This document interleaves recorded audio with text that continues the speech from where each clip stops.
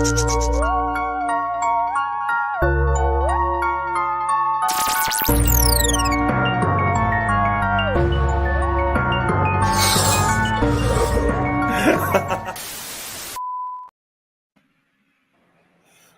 and salutations, my wonderful freaks.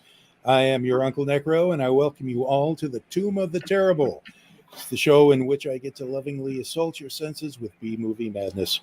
Tonight, I am joined by Raz T. Slasher, Our Girl Friday, and Dell. And as for our first official movie, we bring you the terror that is Moose the Movie. Moose the Movie is a 2015 comedy horror written by the creators of Tundra the comic strip. A rash of bizarre moose trampling incidents has the residents of Gangrene Gulch, Alaska, on edge. In an attempt to restore the natural disorder of the quirky little town, newbie park ranger Zach teams up with the beautiful assistant coroner / crime scene investigator / part-time public librarian Samantha to solve the mystery. They soon find themselves hoofed deep in supernatural wackiness. It's rated PG for shenanigans, and be warned, spoilers are ahead. Yes. So, welcome everybody. This is a review that how many years now? 2, 3. Since COVID. It's almost 4 years. Yeah. So, essentially, we saw this. I saw this at least on Amazon when it was free for the watching, and I watched it and I thought we need to talk about this. And I can't remember if you already knew about this, Dell, or I can't. God, it's been so long. It's one of those things where James, by the way, has been doing a Movies and Beer podcast for forever, for those of you that don't know. And he couldn't get many people to watch B movies with him. Like, they're all, theater release. Yeah, let's go out and theatrical release. Let's go out and see that. Right. And then it was like, absolute horrible movie. Nobody wants to see it. But I do. So I would join him. And so we'd come across, when you watch enough on looking things up on IMDb or whatever, you always get you're heading in this direction of terribleness. Right. So I don't know if I saw it or if you told me first, but yeah. Either way, we planned on doing this, and at one point your nephew wanted to sit in, but that time never really materialized, and then COVID wackiness, and then we kept talking about it, and now we're finally doing it. So it's actually kind of over what you and I sort of met on originally, James, because she had talked to me about wanting to do it because I'd already heard of Moose. I already knew about it, and she had mentioned it to me, and that's kind of how you and I very first ever talked, was actually over this movie and potentially me joining you guys. But I lived in that shitty apartment that had that really loud ass air conditioner you couldn't not turn on or you would all die. Yeah. So, I was having sound issues at the time. And technically, kind of, this movie is the reason that this new show exists. Yeah. So thank you. Well, that very much. It was kind of an offshoot. It was kind of an offshoot of my original podcast, Movies and Beer. But, like I said, nobody wants to hear me talk by myself. It's much, much better when everybody else is around to talk about it. So. And speaking of everybody else, real quick before we jump into the movie, Jeremy is not feeling well. He's been having some headaches, so hopefully he'll get to feeling some better soon. But and in the words of the ever famous Arnold Schwarzenegger, it's not a tumor. It's not. I really hope not. See, I was going to go for bring these people air. But yeah, that makes much more sense. Yes, may the gods smile upon him. I do have a special song I want to share with you guys, and I've shared this song before with lots of people. One day, and it's relevant to the movie, I promise. Okay. One day, I think it was my second or third day of my freshman year of high school, I walked into the cafeteria, and our cafeteria was it looked like an old 50s diner. It was weirdly kind of like Saved by the Bell, but not that nice. It was all, shoddy and run down, kind of like old abandoned 50s diner kind of feel. And there's a little stage up there because sometimes the choir kids would go up or the band kids or whatever. Well, some seniors decided the whole first week of school they were just going to get up there and sing these weird and messed up songs. There's one about a rooster I'll teach you guys later because I've never talked about that one, but you guys need to know about it one day. But the other one was a moose song. And on this day, I walk in the cafeteria, get my food, I sit down. 3 guys get up and they go, oh, because it's moose. Moose. I like the moose. I've never had anything quite like the moose. I've had many women. My life has been loose, but I've never had anything quite like the moose. And then they just got off the stage and walked away. And I've been scarred with that song ever since. Wow. Yeah. Those were the exact lyrics. I still know these people. I still have no idea why they sang it that day or what the story was behind it, but I'll never forget those lyrics for the rest of my life. So a little fun fact about moose is that they can swim, and they've been known to dive into the ocean, and that is why it's listed as one of their natural predators is the killer whale. And they can kill them. Yes. Yes. You don't want to fuck with a moose. They're like geese.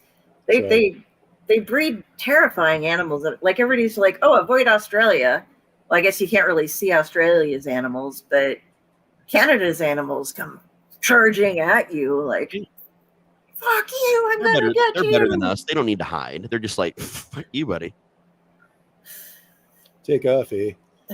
But, okay. Yeah. So anyway, any initial opening thoughts about this movie? Right off the bat, I'm just going to tell you, I fucking love this movie. This movie is now firmly in my top 10 favorite comedy horrors of all time. And that's a long list I've got. And it broke the top 10 with ease the first time I watched it. And this time around, it moved up a couple spots, even further. It's almost top 5. Would you say it's better with each watching? Yes, actually, because there is a shitload of little details peppered all throughout this movie that I caught even more than this time, and I'm pretty damn sure I can watch it another couple times and still find little things in the background. It's like a Chip Zdarsky, like in his Sex Criminals. You don't quite notice something, and then you go, wait a minute, does that billboard in the back say, oh, you got me. It's that I missed that. But okay, Jenny, you've been very quiet. What are your thoughts? Well, everybody's talking. I wonder what type of roadkill they use. I absolutely love all the panning shots of everything, the streams. I love where they shot it. It's one of the most beautiful places. And I like how whitewashed certain places are in it, where it's just like clean and pretty, and then it gets splattered in blood. It's great.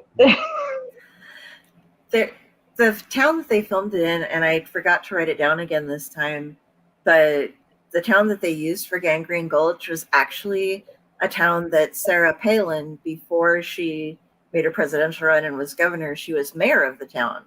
Yeah. So it would be that's a little fun fact. So it was cursed to begin with, is what you're saying. Yeah, and I think one of my favorite parts in the beginning, it's a very small town. I think they shrink it a little bit just for the sake of the movie. But Zach, the new park ranger who comes into town, goes into the office, and Mike, the old guy who's been there, the big time chief park ranger, takes on and is like, now let me take you out on a little tour of our fine town here, and takes outside. And he's like, that would be the library. That would be City Hall. That would be the combination this and this, and this is this and this is this, and that's our town. And so it's like the town in the movie is actually bigger than Hell, Michigan. It's bigger than Hell, Michigan. And I thought Flat Rock, Alabama was small. Rouse was the mayor of Hell one day. For a whole day. Wow. And then I was impeached. There's a whole ceremony. There's a video of it somewhere. I don't know. Wow. So, okay. So what really grabbed me was the fact that at first I thought it was going to be one of those no budget, kind of stupid, kind of horror movies that, let's face it, there's a lot of like low budget horror movies that you can tell that everybody was stoned on that. And they thought, I'm just making this to make my friends laugh. And a lot of the jokes don't what you would call land on it. However, this one was really well written, and Uh-huh. although I think everybody was self aware that this was just going to be, a bad movie, so they hammed it up. They got side characters that I want movies of them, Mhm. and one of my favorites is the puppets. Let's talk about the puppets. Let us talk The about fucking puppets. So, as you're watching the show, Yeah. there are puppets, and nobody except Zach finds this odd at all. He first is encountered by Alfonso, Yes. who is a waiter, and he is French. Oh. Oh, yes. And if you try to talk to Eyebrows Man hiding there, he will not reply to you. But the puppets will. We also have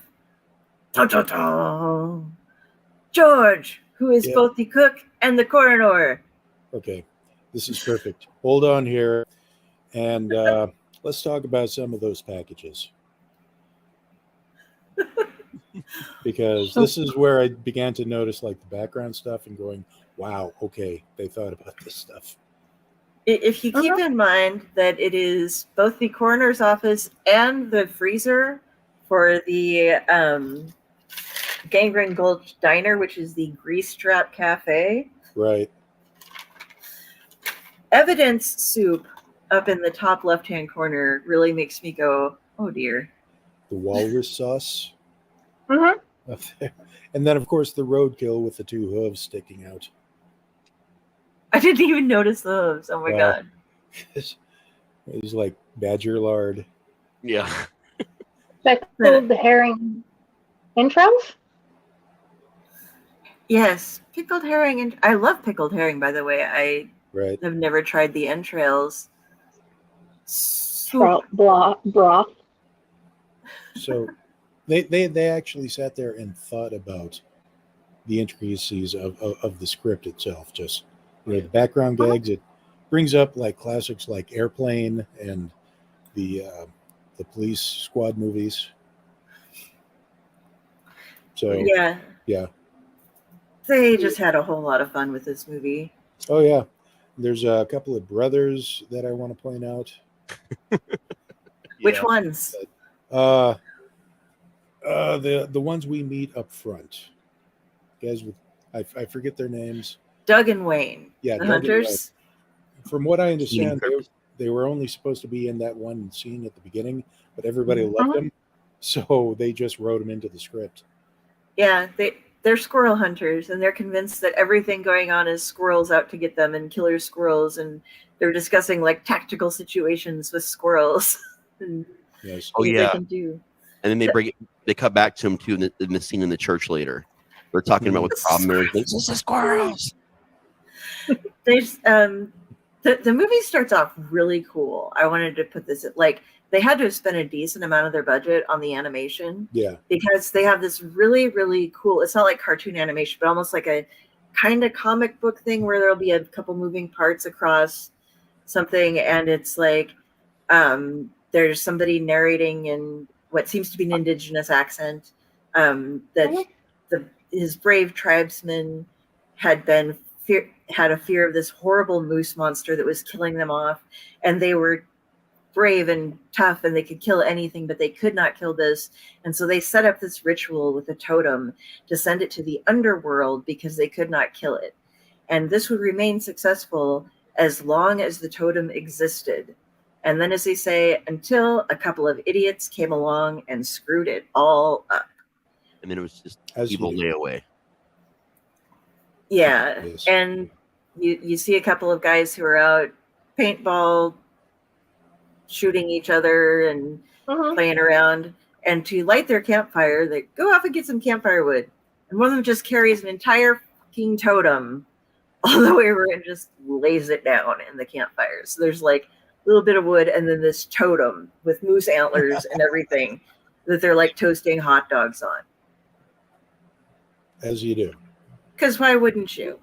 Yeah. You know, it's going to last a while, I guess. But I mean, until it doesn't. right. I mean, whenever I find a mysterious totem in the middle of nowhere in the woods, I'm thinking, let's make s'mores. Yeah. Grow some hot dogs. And why wouldn't you? You know? Yeah. Yeah, but as they're Why we listen to So, this is why we listen to the indigenous tales, so we don't end up in this mess. Yeah. Totally. So while this is being used as a hot dog roaster, which, okay, here's the deal for me. They have a totem with moose antlers on it, uh, and they're roasting their hot dogs, and they're like trying to get it under the hot dog under here. Why wouldn't you just rest it on the antler and let it cook that way? For the same reason they made a fire with a totem. And I'm going to go back to my favorite monologue, the opening of Rubber, on this one, and just say, no reason. All right. But as they're toasting their hot, well, one of them has fallen asleep, but the other one is toasting his hot dog. Suddenly, there's an explosion from the totem pole, and slowly we eventually get to see dun, dun, dun, the moose comes rising from the lake. Moose and squirrel. The moose is going to get you. The moose was not on fire, but the totem was, because they let the motherfucker burn. And say the moose is on fire. And here's why there is no squirrel. The moose is on fire. I seem to be on fire. So, Animated sequence you were talking about. It reminded me of the sequence where they're talking about the rabbit and Monty Python Search for the Holy Grail. I don't know why, because they're talking about this killer moose and all this shit, and then that same thing where they're talking about the rabbit and everything, specifically in that movie. Like, the sequences were just, even with like the dry humor behind it, like very reminiscent of some Monty Python for me. Well, yeah. Yes. There had to be some influence there. Yeah. There's always some kind of influence from Monty Python in a lot of these movies. And if you've not looked at any of the Tundra comics, basically what it is Far Side, but with a lot of Alaskan humor. I put a link to it up, and we'll put a link to it on YouTube after we get done with this. If you'll go to the credits in there, you can check it out. It's amazing. It's a great comic strip. They're doing a Patreon and a big Patreon push right now on their Facebook. I noticed today. Yeah. Also, when you first enter Gangrene Gulch, all the flannel, everything is flannel and fur hats. Mm-hmm. I love it. I want to move Middle of summer, flannel and fur hats. So anyway, Del, if you would like to, Del, Raz, whoever, you want to walk us through the actual story there? Sure. We start off with I forgot we have to introduce, was it Edna? I believe is her name. Yeah, Edna. Yeah, Edna is the secretary who is a violent narcoleptic. Yep. She falls asleep, and if you wake her up or as she's falling asleep, she flings things at you, and some of them are very sharp and pointy and bad. Yes. Or fragile or heavy.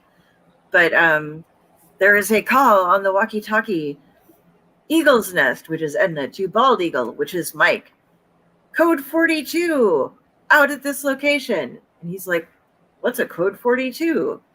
Oh, that's 2 male campers playing paintball who appear to be severely beaten to death. That's oddly specific, wouldn't you say? People made fun of us and thought we were crazy for all the codes that we made up. But when so-and-so had the encounter with the bear, well, let's just say he'll never go fly fishing naked again, and nobody's laughing now. And that was a 113, apparently. Yes. But they go out to check out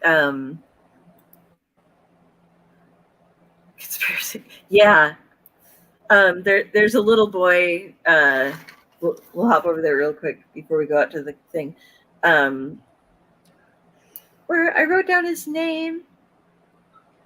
It's in here somewhere. Mike's son, isn't it? Or is it just a little kid that hangs? Because I Oh, know it's he hangs Norman. out with me, at least. Yeah, Norman. Yeah, Norman. He's a little kid with a tinfoil hat that's an alien conspirator, and he's like, he's an alien. Watch out for his tentacles coming to get you. Don't He's say I also didn't kind of warn an you. asshole. I do have to wonder, a lot of these characters, I wonder if some of the actors had some experience in, say, improv. Oh yeah, comedy. quite a bit. It seemed Okay. like, and from what I was able to look up, a good number of these actors, like some of them actually had classical training and like were actually had done stage and all kinds of different acting before. Hmm. And the acting on this movie was done the way it was done intentionally.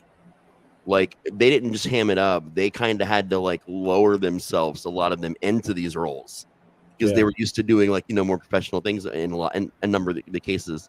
And they were actually this was just a passion, fun project for them. So they came and just, how do we make a B movie? So a lot of the decisions they made across the board were based on, okay, we have money to make this look really good, but we shouldn't because we need it to look like this. And that carried all the way through to the acting. Yeah. Okay, I'm gonna try to go faster than what I usually do because otherwise I'm just dragging everything out because there are too many pages of notes. But the park rangers get out and discover a destroyed campground and 2 dead bodies, one of which is up in a tree with his leg falling off. And they meet Sam, the hot girl who is also the assistant coroner / crime scene specialist / assistant public librarian. And Zach thinks she's pretty hot and he gets tongue tied around her. Yeah. But she's like, oh yeah, definitely a moose attack. And he's like, how is this a moose attack? He's found him. He's in a tree and his leg fell off. How is this a moose attack? You don't know about moose, man. They get really violent. And it keeps going on. And there's just horrible things in this town that he has to get used to. This is essentially Northern Exposure. Gone wrong. It's gone really, really wrong. Yeah. And Zach is the protagonist of this whole movie because he really is the protagonist of the whole movie.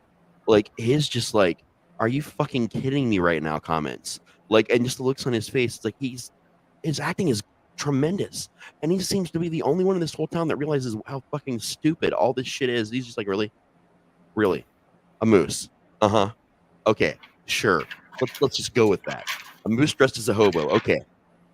I mean, yeah. He just came from getting his order taken by a puppet. Yeah. But the one comment he makes is, everybody in this town crazy? Oh, I don't think anybody's crazy.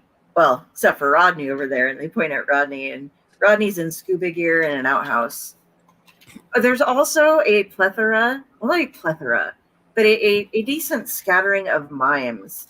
And There is. the mimes are there on spring break from Cabbage Gulch, where they go to the academy, but they come here for their spring break to hang around and not talk to anybody. But they don't get any noise complaints. So, oh yeah. When the brothers, Doug and Wayne, are looking, when they find the campgrounds before they call it in for them to come out, the one gets frightened and his shotgun goes off and he shoots the corpse. You think he's dead? Well, he is now. That scene was awesome. Yeah, but so they go through, and there's a number of different scenes where people go out and are killed in various ways, like decapitation by a moose, vehicular accident by a moose, a bunch of fucking hippies who get destroyed and cut up into tiny itty bitty pieces. Which is one of the best sequences in the entire thing. Oh God. Star Child just like hug a tree. And then nature came out of nowhere and it was furry and it walked on 2 legs and had these antler things and it was dressed like a hobo. And there was that musk. That word. Say the word with me, man. Musk. Musky. Okay. I love so hard that Mountain Dew legit came out of my nose today because I'd forgotten about that scene. Yeah, so they're trying to put all these people. Well, and there's also the cleanup crew guys who are also the ambulance, who are also the tow truck, who are also road killer. Like Yeah, they Right. cover for everything, and they just throw people like, can we field dress these corpses? No, they need to go through autopsy. Can we just field dress one of them? No, you cannot field dress the corpses. They need, I remember when and, it and used he's to be just fun, throwing Sam. people in. Mhm. I mean, there's a scene where there's like the town meeting, and they're talking about the moose, and you get a shot of one of the guys just kind of rubbing his tummy and going, that just seems tasty. Yeah. So yeah, they finally discovered that based on his description, and Mike, the head ranger, actually like swerves to miss the moose man, hits a tree, and then the moose man can't for some reason completely get into his truck, so he like drives branches through the windows, stomps on it, and Mike survives, where he is sitting at home recovering with an IV full of beer that his Beer mail and his order medication. Yes. One Piece mostly. But his mail order bride from Canada who refuses to speak English, and he's like, you might notice she's very short. It's because I chose the cheapest shipping option when I ordered her online. And she glares at him, and you hear these little peg steps because I'm sorry, hon. and she's just so pissed. But he described the same moose thing, and so they discover that there is indeed the legend of a moose man that dresses like a hobo, and the whole town is making fun of. They're like rioting at this point, and they're like, "You expect us to believe in a moose man?" While they're all screaming out like, "It's the squirrels! It's this!" And they can't get anybody to shut up. And finally, a mime screams out, "It's global warming!" And everybody just stops and looks, and then so they all make fun of him, and they find this old guy who wrote a book on legends and tells you exactly how to kill the moose, and they go out to try to kill the moose. And I feel like It's he's a me. pop-up Yeah, it's a pop-up book. it's His whole pop-up book. shtick is exactly something that I would do. Like that whole character just felt lifted like me for some reason. yeah. So But he makes them pay for the book. That's the funniest part about it. Yes. He makes them pay for it, and they don't even know it's Oh, a yeah. pop-up book until after they pay $30 for the book, and then $5 for the signature, and then he's only got 40, and he's like, "You got any change?" No, and he just takes his money and hands him the sides of the book. and one of the other fun points when they're talking with George the coroner, he has tested the hairs that he found. This is quite before they believed him, but the hairs that were found on the bodies were all for the same moose. And it wasn't just a moose, it was an evil moose. And the DNA was able to identify it as being 3 Darth Vaders worth of evil of a moose. Yeah, if you compared evil to midichlorians, yeah. Yeah. And it's just like, oh my God. But don't worry, because Zach vetted this guy, and this guy actually has a medical degree, and he worked his way up from sock puppets and marionettes to neighborhood animals and then to people, and went to med school. And when asked how he got into med school, the answer was affirmative action, because the puppet's Irish, but Yes. does not sound Irish. No.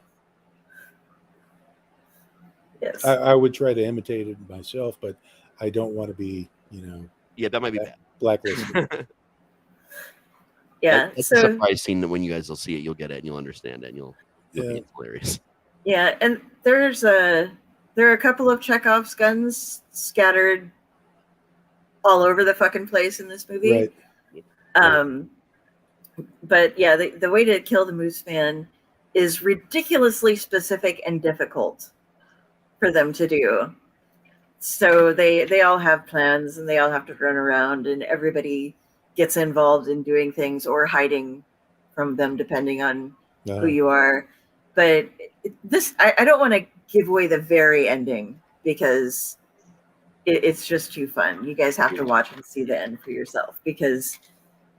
But Zach does earn his flannel by the end. He does. Like, he's officially. And that was the most important part of the movie to me, personally. He earned his flannel.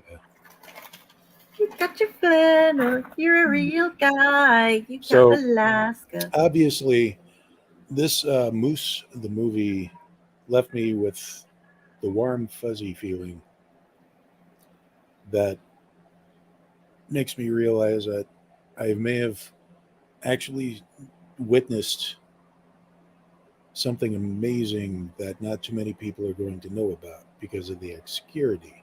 Yes. And I feel it. I feel it is my purpose in life, as you will, Mhm. to make everyone know about this movie. Like other movies that has come before it, like Velocipaster, or the before mentioned Killer Sofa, Yeah. things like that. People need to know about this movie. This As movie of is this amazing. as of this time, while we are doing this broadcast, you can only find it for rental or for purchase on Amazon Prime. We scoured everywhere. Yeah. We had people helping us scour everywhere just to make sure, so we could all make sure that we watched it. And yeah, so you can only get it on Amazon Prime right now. Good luck. Well, not good luck. Do it. It's worth Do it. it. It's Yeah. like 99 It's only cents $5 for a rental or $5 Watch, to own well, it. to So own. yeah, Well, You'd Yeah, want to just- own it though. Yeah, you Yeah. want to own this. I agree with Jenny. Yeah. This is something you guys just have to buy straight you up. just this will be an annual viewing, family, gatherings. Yep. Okay, everybody sit down, we are going to watch Moose the movie. It's perfect for Thanksgiving, I think. but you have to have burgers though. No, see, I think of it more as an Independence Day type of movie because of some comments that are made. Okay, It's a summer fair watch, enough. like if I'm Especially going to with do a the- Thanksgiving movie, it's got to be Thanksgiving because Killer Turkey. Okay, Thanksgiving or Thanksgiving 3. There is I mean, no they were both good, but the first one was my favorite, obviously. Yeah, it was a magical movie because it took something that's not even 60 minutes long and made it feel like 3 hours. No, an acquaintance of mine not only played a character in the first one and helped with the third one, and helped with the musical and reprised himself. He goes by Huge, and he's outside of Columbus, Ohio, in that area. Okay, Huge is also he's a geeky nerdcore rapper. Amazing human being. I still talk to the guy. So if we do a Thanksgiving thing later, maybe I'll see if we can tempt him to join us because you guys will love him. He's fantastic. Same sense of humor that we all have too. So nice. That would be fun. And he played the super dorky guy Darren in the original movie. Okay, Oh, brutal. But I'd love to get some people from Moose up in here now because I have questions, man. yeah, Chad Carpenter, Tundra Comics. We will have those links for you again. Yes. Once I get up, I just was running late last night, so sorry. I'll get this. So on a scale of 1 to One to Moose. 10, or 1 to Moose, how do you rate this movie? Oh, it's 10. It's a Moose all the way for me. Like this is again, like you say, it's one of those rare gems, man. Like even for people like us that love the worst of the worst. This one was great because it was billed as being the worst. It was filmed as the worst, but the techniques and everything about it actually kind of make it the best of the worst of all time. So I'm gonna rate here on out every movie we ever do from 1 to Moose now. I think in honor of this. Okay. All right. Del? 10 Moose. And I love it, but I've seen so many other ones as well. I'm going to go a little bit lower just because I have expectations from other things. I'm going with a 7.5. And that's not, it's a great movie, but there were just a couple of, Where did it lose points for you?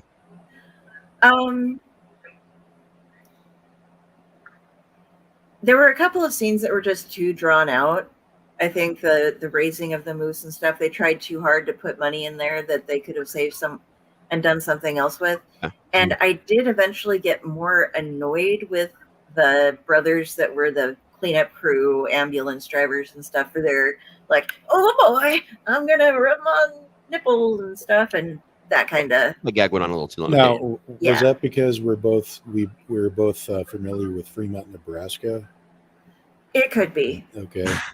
We have that here too, I promise. Right. It just felt a little like, okay, you could have added more of Doug and Monty than having these two, you know? Okay, fair enough. But one of them has a twin. Star Child. What? Star Yeah. Child is the twin of one of the Cleanup Brothers. Really? And they were both played by the same person. At one point, he was literally making fun of himself in the movie. Yeah. Oh, Nice. She's the hippie. The hippie Star Child is actually the twin of one. Like she said, same actor. Bartholomew. Yeah. Okay. Yeah.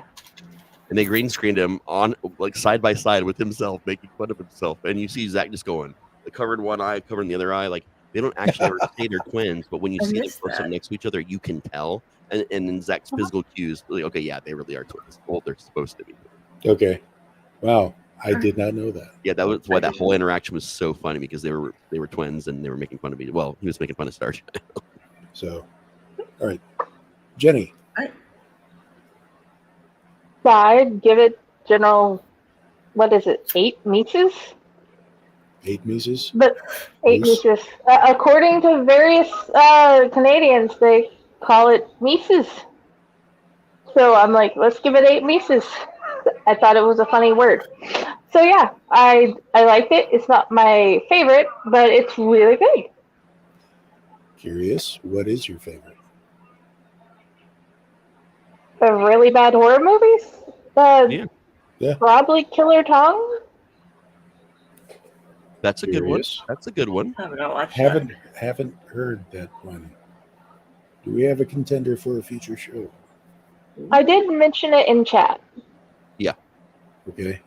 Chat I'll have to rules, pick though. Okay. Oh, okay. But We'll make a list here soon because I've got a number of them. we'll be putting that list on our Discord site, which y'all should join. If You only can we give had, us like, feedback on the something up. shows and suggestions. Yeah, Yep. working on that. Oh, I only said because I thought you did. My bad. I didn't mean to set you up for nothing there. That's my fault. Nope, I have one, but it is in our links on the comments if you go down to the Discord. And we have sections there where you can give us suggestions, tell you what you think, hang out, Yeah. chat in general, just have fun. Any questions? And we'll eventually be doing some rebukes? streaming stuff there too. Yeah. So Yeah. we also just added a Twitch channel that's down there. We're going to be doing Really? some gaming style of stuff Yeah. that you'll be able to contribute with eventually in the future if you follow us on Twitch, and we're going to have some fun there. Yeah, we're gonna do some Nice. D&D, some random video gaming shit, all kinds of stuff, guys. So, I need to know, James, how many mooses did it get for you, man? Yes. well, as for me, I was about to get into that. This one, it's a good, solid 9 out of 10. And this is because, and I agree with Del there, that there are some minuscule points where it's like, just let's get on with this. But for the most part, this was the perfect example of, taking something and just really putting your heart into it, not needing a lot of money to do so, and just having fun with a lot of the, the meta humor and just the jokes that were obviously these guys were inspired by a lot of what I like to call the absurdist humor that I'm really into as well. So yeah. I mean, it's just puppet. Other people would probably go, I don't understand where they're using a puppet. These are the same people who would watch, like, I remember there were some people I went to high school with where we would watch the Holy Grail, and they would ask, like, I don't get it. Why are they using coconuts instead of riding a horse? Yeah. Yeah. I want to bring up one thing that I noticed when you started talking about it, that I noticed this time around that I had not noticed last time around. Even if we talked about it, I forgot about it, but I don't know if we noticed it or not. There is a scene where they are being chased by the moose, and they go to hide in Doug and Monty's Yes. cabin, Right. which is actually an RV trailer that's just parked out, and they spend all their budget on their outhouse, which And is it a looks really nice Damn outhouse. nice outhouse. Yes. It's a fucking nice outhouse. I, But they have this RV trailer, and they're inside there, and they're like, hopefully this will protect us. And it's like, you do realize that our back wall is held on by duct tape, don't you? He said part of the back Yeah. wall. Yes. Initially. And then he goes, yes, it's part of the back wall. My brother exaggerates. It's the entire back wall. And so as the moose is attacking the thing, you hear, I can't remember which one of them it is, but going like, duct tape shields at 50%, duct tape shields down to 30%. And if you look, they're both wearing long johns in the thing. One is in gray, the other is in white with their little beanie caps on. But while he's doing that scene, the guy who's doing it is dressed in a red ensign shirt from Star Wars. Kind of a shiny one. Star Trek, my love. My bad. Just started a war. Oh, somebody just went, ooh. And then as soon as it's down, he's back in his thing. Ever. So it's only it's only when he delivers that line is that shirt on, and then he's snapped right back into just wearing his long johns again. It was just that was one of the moments that, and what you guys took points off for, are the reasons why I gave it a 10. To be honest with you, because every B movie, especially if you're setting out to specifically make one, has to have some pacing errors, and it usually always has to involve the creation of the bad guy. Mm-hmm. Traditionally, think about every B film you've ever watched. That's where the biggest problematic pacing moment always is, in all of them. And they did it, and they pulled it off exactly. Little moments like that where suddenly there's a wardrobe change, whether it's on purpose or not. And in this case, it was, because it was part of a gag. But a lot of times that's not on purpose, because it was just it was such a chill set, or people just weren't paying attention and they were stoned out of their minds or whatever, they were drunk, that the person that was supposed to be paying attention to people's clothing just forgot to take pictures that day. So someone wore a different shirt and they didn't catch it until editing. Yeah. It's like there's all these little mistakes that you could tell because of the way they did them, that they were pointing at all these mistakes that are made in B films, but they were doing it on purpose and had this little tongue-in-cheek kind of a clue that it was on purpose if you like really watched it. But again, some of those I also didn't discover until the second watching. So I think, again, like we talked about earlier, the more you watch it, the more you realize how many of these things were literally done for the sake of doing it. Oh yeah, this is a case of Moose the movie being one of those rare gems where every time you watch it, you get something new out of it. So, yeah, so many gags. Yeah, so many. I appreciate you sharing it with me. So, oh, you just wait, Jenny. It gets so much worse from here. The thing, all you guys, you have so much to look forward to because you guys don't understand. Yeah. So I want a sneak peek of like some things that you guys think we should do, because I have a couple. Well, here's the thing. I have over the decades collected, those 50 movies for $20 packs from those. Like Walmart, of the horror and the sci-fi. And sure, a lot of them are in the public domain. Yeah, it really was a nice outhouse. It was. Joshua also gives it 7.5 out of 10. Thank you. Sorry. Mises.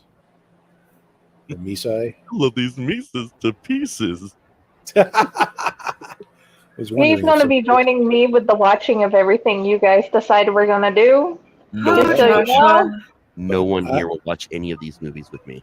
I have some stinkers in my own personal collection. Good. So, and if you go on titles, just off the top of your head that just off the top of my head, like the Killer Shrews, Attack of the Killer Shrews, and that there's a 1980 werewolf one, Werewolf from Washington D.C. or something. Okay. That sounds. I don't know. We definitely have to do Killer Sofa soon. Yes, that's another. Sofa. And if my God, you Peru Amazon Prime is just ripe, just for the pickings. Wait, are you talking about Werewolf of Washington from '73 or yes? Okay, yeah. Okay, I just looked up. I have seen that one. Werewolf of Washington, yeah. Nice. So, I know there's some just absolute torture films that I definitely want to watch you guys. With you guys. Number one is the worst movie ever made, which is Troll 2, because I've never actually sat and watched Troll 2, and it's been a long time with a group of people just talked about it. Because there's a legit documentary that's called The Worst Movie Ever Made. Yeah, I've seen that one. It's no bug. Kind of sad. But there's that. One of my absolute favorite terrible ones, though, is Wolf Cop. And the whole tagline for Wolf Cop is half wolf, half cop. Oh man. And you literally see him in his police uniform as a werewolf shooting a gun and driving a car. There's two of them. I've only seen the first one. I haven't had a chance to sit down and watch part two. It's one of the movies that made me no longer allowed to pick movies for movie night. It was one of several movies. The other movie is have you guys ever seen Jack Frost, the horror movie? Yes. Yes.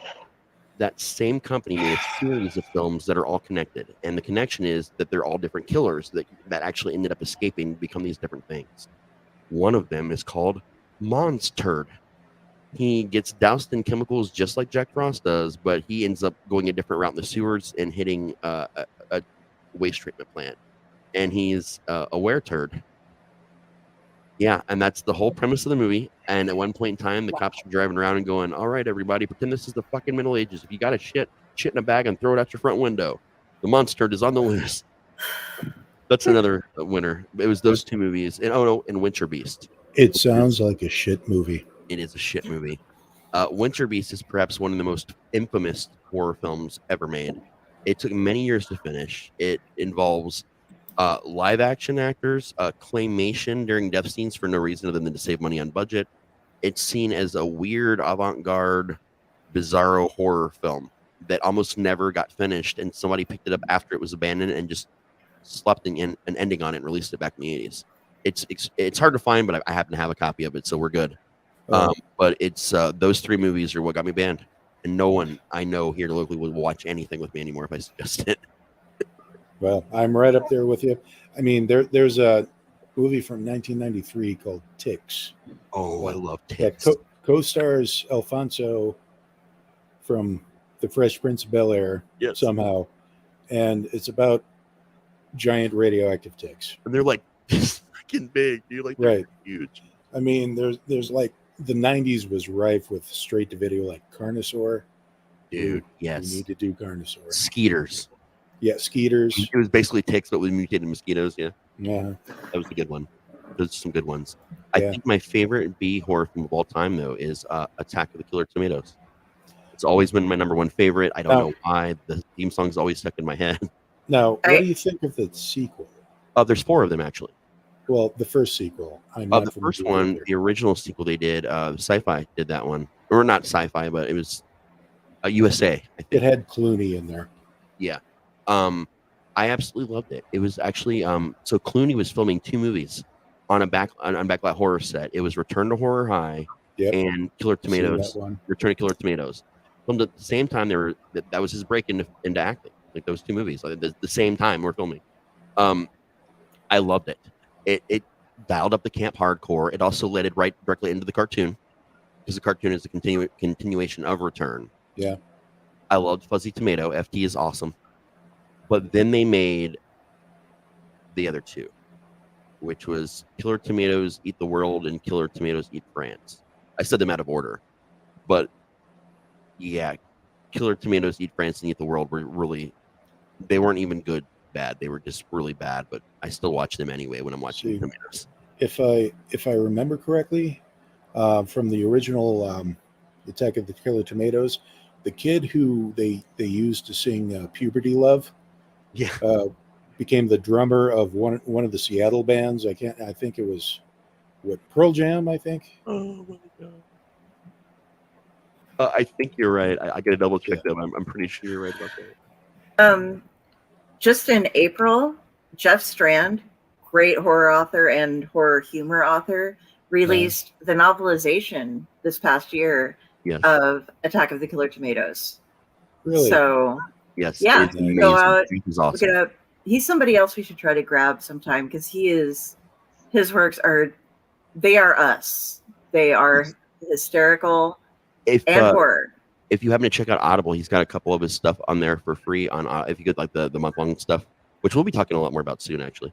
I've listened to a number of his stories and read a bunch of other ones, and I know a lot of the same people that know him through the Horror Writers Association. I've never actually gotten to meet Jeff though, so like that's on my list. Mm-hmm. But I have amazing.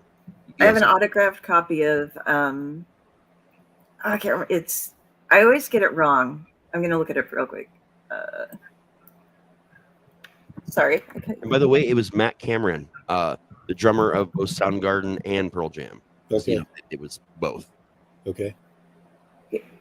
The Greatest Zombie Movie Ever is the name of the one that I have an autographed copy of. And it's this hysterical, like, coming of age story type of thing set around the filming of a zombie movie. Yep. And I've talked to him about it because I tried to cite it and I'll be like, the greatest zombie movie ever made. And it's like, nope, that's not it. And he's like, people get that title wrong every single time they try to cite it because there's just too many words and it's like the greatest ever zombie movie. Nope, that's not it. So that's why I had to look it up to make sure I actually said it right. But his shit is awesome. One of my favorites was probably the Haunted Forest Tour. It was like Jurassic Park, but instead of dinosaurs, it's horror creatures and like weird animals and monsters and shit. Basically, on a tour with like a tour bus that just goes through the area. That one was really funny and really gory and awesome. So, out of curiosity from everybody here, what was the movie that made you get into the B movies, more of the schlocky type of cinema? For me, it was the Trauma classic, Toxic Avenger.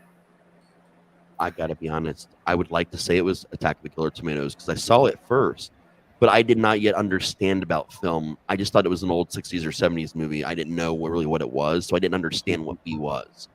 I did not understand B until Rhonda Up All Night on the USA Network with the original showing they ever did of, just like you said, Toxic Avenger. We taped all three of them because they all came on back to back when they first got viewed. And to this day, my mother has a blank VHS tape with them all recorded. On the label, it only says Toxic Waste, Do Not Erase. And she still has that to this day. So Toxie was definitely my first love. And if you get a chance to get up, it's the 20th or 25th anniversary edition of it. I'll have to look it up for sure. I am in a cutscene, or not a cutscene. He did a bunch of extras. And he paid me a copy of the entire box set signed to get on camera and say that the first time I ever masturbated as a child was during the shower scene of the first movie. And I'm actually in there in the special features from this interview he did at cons with all these different people. Okay. Yeah, random fun fact. I actually had the Gateway movie, which it wasn't B horror, but it got me there into it, which is Mel Brooks, who just turned 97 2 days ago, by the way. Okay, Young Frankenstein. Yeah. He's also getting an honorary Oscar, even though he already has an Oscar. They're giving him an extra one. Yep, and Spaceballs too. Yeah. Spaceballs is what got me into Mel Brooks. Mm-hmm. And Young Frankenstein for me, and then Spaceballs. Yeah, it was Young Frankenstein made me go, horror can be funny, because I was always up watching Theater of the Macabre, which is our local version of like Elvira. It was all the Universal monsters and stuff. Yeah. So, and our really quiet one, Jenny. They always have something to say. I don't want to like jump in and, but no, you jump in there and drop people's elbow. You do what you gotta do. Okay, the problem is I have utterly no idea. I've been watching horror movies my whole entire life, even ones I really probably shouldn't have been watching. And B movies, really good ones. I don't care if it's horror movies. I usually give it a try because my dad always gave it a try. He's like, "Hey, we found a new one at the local video rental store or Blockbuster." If you went wherever he went, and he'd just grab it and we'd watch. Yeah. Nice. Oh yeah. Yeah. I mean, I was when I was a kid, it was always, my parents would always try to keep me from watching the big scary movies. They wanted their son to grow up and not be disturbed. And unfortunately, they let me watch the old school Disney movies. Which is worse. Like, Sleeping Beauty has that scene. This scene. Yeah. And also Fantasia. Not only does it have the classical music, but it also has Night on Bald Mountain. Yeah. Which the definitive. Isn't Return to Oz a form of a horror movie? Oh, yes. It totally is. 100%. Oh, yeah. None of us were prepared for that movie when it dropped. The Wizard of Oz has its horror elements. I remember just freaking out from the flying monkeys and the trees that threw the apples. But and this was going to be in the list of the movies that I love that nobody else seemed to like. But Disney's The Black Hole, Oh, that was good. and I was rooting for Maximilian, that killer red robot, and I was 6, and my father kept going, what's up with that? Yes, that's not the good robot. Yeah, but look, spinny things. Yeah. Side note, interesting little tidbit of factoid information. The reason that everybody thinks that lemmings will run off of a cliff and drown themselves is because of footage that Disney did on a documentary about lemmings, and they don't do that really normally. That was just a random weird clip that they filmed of lemmings. So thank you, Disney, for making everyone think that lemmings are suicidal or like mass suicidal. And they did another one that was like that was also very weird about the dodo bird. Super weird whole thing about the dodo. Well, it was the whole thing about how they became extinct and like all this stuff. And then, of course, Warner Brothers has features dodos in Looney Tunes and Tiny Toons. Okay. Yeah. So I don't even know if I've seen that. No, Go-Go Dodo is one of the main characters in Tiny Toons, and he's amazing. Now, it's kind of on the same wavelength, but as I mentioned, the trauma films is when I got into the really bad movies. However, what got me into the horror movies entirely is Evil Dead 2, which was my first rental from. There was an Applause video in Fremont, Nebraska before Blockbuster took over and just kind of melted everything down. Yeah. Was that the one in the mini ball by Little King? Yeah. That was the I one dated somebody who worked there. Well, now it's a 24-hour fitness, but it used to be a WC Franks, and then it became an Applause video. But they had mom and pop shops, man. Some of the greatest, like VHS horror section. Like that's where I watched, got rented The Black Rose, that movie, and also saw Pink Floyd The Wall for the first time. Nice. So, yeah. We had a place like that called Carrie's Videos. Little mom and pop, Carrie owned the place. Okay. And the horror section specifically, for some reason, Carrie would always get all of the actual big life-size cardboard cutouts, along with a lot of the movies that were coming out. So specifically only in the horror section, you'd see all these cutouts displayed perfectly with all the box art and everything, so you could see. And that was one of the things, of course, I'm not going to go into it a lot because I've talked about this a million times, but my mom got me into horror, yada, yada. A million shows will cover that. You can go back and watch this. But the same day that she gave me the magic library card where she marched me into the library and said, this is my son, let him get whatever he wants. That same day, because they're right down the street from each other, we drove down the street for like a minute and a half, went to Carrie's video. My mom said, okay, whatever my son wants to rent, just let him. Just rent it. This is who I am. You've seen this movie, that movie that I've done some, special effects stuff for. Yeah. And I ended up getting a very special relationship with the owner, man. Like Carrie was cool as shit.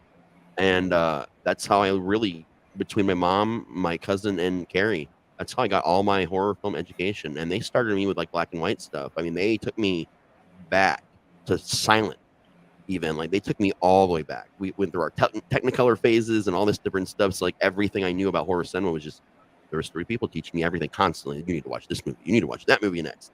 So like it was just a constant, never-ending video list that I keep going for myself now because I still watch a lot of new shit that comes in. But like I've seen everything from so many different decades worth of horror, just from people showing my face and going, "Here, you watch this and tell me about it." But you couldn't just watch the movie because after you were done watching it, they would all 3 of the people that taught me about horror wanted to talk to me about it. They wanted to know why I liked it, why I didn't like it. Like they had me dissecting this stuff at like single digits age.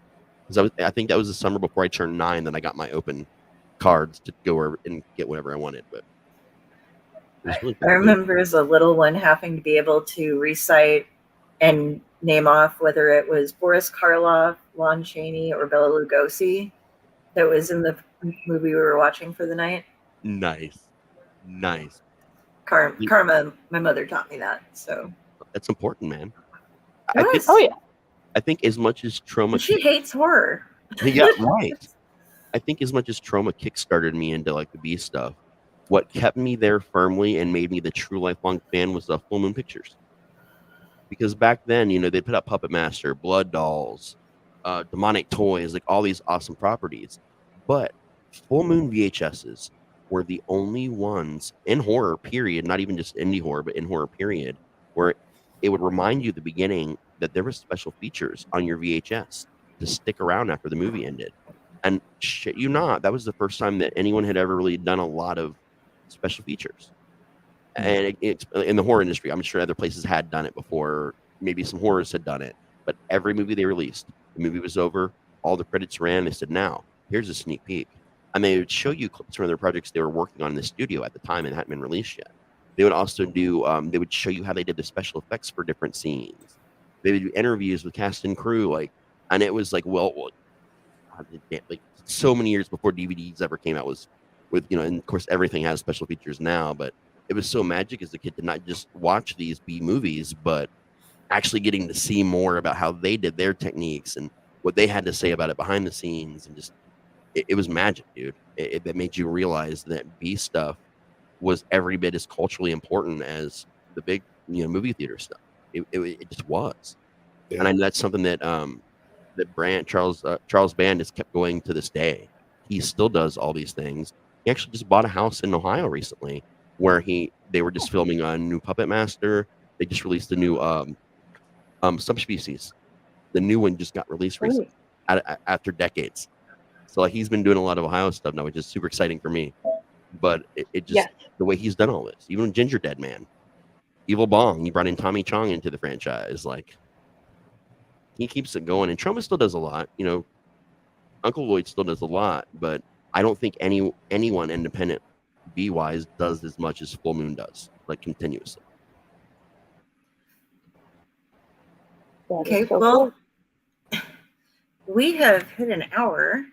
Do you have anything else you want to go about with the movie tonight? Since you brought that up, Julian Sands from Warlock. Yeah, we just should passed away definitely recently. So that was heartbreaking. I remember him best from I remember him best from Arachnophobia, another movie I saw in the theaters. So, and I do apologize. Del was about to say something. No. I was just like, yeah, that sucks. I remember when he went missing many months ago, hiking and stuff, and it was a big thing. And like every week it would go by and no word. Everybody's searching for him. It's still like there's no word. And when I saw that article the other day, I was like, before I even saw the identity of the missing hiker, I just knew it was going to be him. I just knew it. Right. And I scrolled down and I was just like, man, that floored me for that. I'm still floored by it, to be honest with you. He was just such a kind and generous, nice guy. Right. I'd met him at a couple different cons, and everyone I met him at, he was just happy to see every single person that walked by. Even if you weren't there to see him, he'd just say hi. It was just crazy. Cool. And you guys lulled him to sleep. He had a nap. Okay. Okay. Well, you guys want to wrap this up? Sure. Well, I think this went splendid. I don't know about you guys, but I don't really have an outro. All right. Well, I should come up with one for next time, shouldn't I? Something snappy. Snazzy going on. You can. I'll hop on real quick. You can catch me here most of the time, and when I'm not here, I'm over at the Dworkening, sometimes on Splash Pages and on Midweek Geeks, and those are Tuesday and Wednesday evenings. Otherwise, look me up on them interwebs, and you can see all my links above or below, depending on where you're looking. And if you're on YouTube, like and subscribe, please. We would love you. Join all of our stuff. The more we have you, the more we can share with you. So, indeed. And if you become our 100th YouTube subscriber and can provide screenshots to prove this to us, there's going to be a very special surprise. So special, in fact, that we're never going to mention out loud what this surprise is. But if you can send us that proof and get us that information, it's going to be worth it. I promise. Yes. I'll just leave it at that. Where can we find you, Raz? Right here. I'm on your screen right now, buddy. Like, Okay. look on Right there. Okay. Yeah, I'm always on the Outlight Network in most of the shows, having a good time. RaskySlasher.com has pretty much most of the things that I'm doing. I'm revamping the website, and I'm mostly done with it. But there are so many other social medias that the lovely Jenny over here has gotten me on that I actually realized today that I didn't have buttons for to include. So I'm actually going to be going back and putting a lot more clickable icons on my on my website. Also, we have a new website for the network that we're going to be revealing probably this coming week sometime. We're just fine-tuning a couple bugs and stuff. So I've been working on that a lot. But yeah, man, just RastySlasher.com here, everywhere. Just type in my name. I'm the only one that's going to pop up. So Okay. And Jenny, where can we find you? Hi. You can find me at Friday with the Library in the Blue Box. Friday with the Disorganized Library in the Blue Box is my group. If you comment on anything Raz or Owlite, I will definitely be able to find and give you an answer. And my walker of the 9 Circles of Hell and I, right here, points if you can guess his name, will be watching just about anything we can think of horror. I look forward to exploring more horror things with these beautiful people and you guys. Have an amazing night. wait 1 second. You got something happening on Monday. Oh, yeah. Unprinted Pages. My first episode back after the move. We are going to have Terry Sanders, Raz D. Slasher, and Patricia Harris are going to be my guests. And we are going to talk about the business side of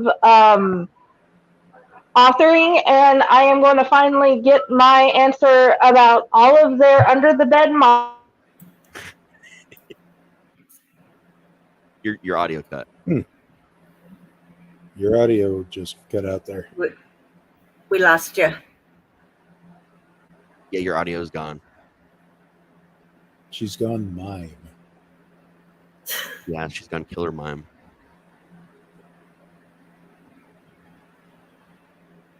Yeah, her mic might have finally died, but the point is, she's coming back with Unprinted Pages. Really excited about it. Honestly, Jenny does some amazing shows. She's interviewed me before.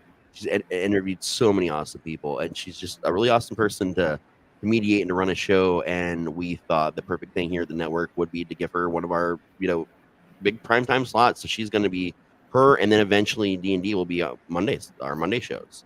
So this is our very first Monday show we're launching, and we're launching it with Jenny. And awesome. I think it's going to be a lot of fun, and I think you guys are really going to love and enjoy everything that she does. I know I do. Okay. And as for me, you can find me meandering about with these lovely people at various shows, and especially here in the Tomb of the Terrible. You can find me on Facebook and Twitter at Uncle Necro, like it says right here. Okay. And hopefully we'll have so much awesome content. You just can't wait to just be a part of our madness. So until next time, I bid you adieu, and we'll see you guys later.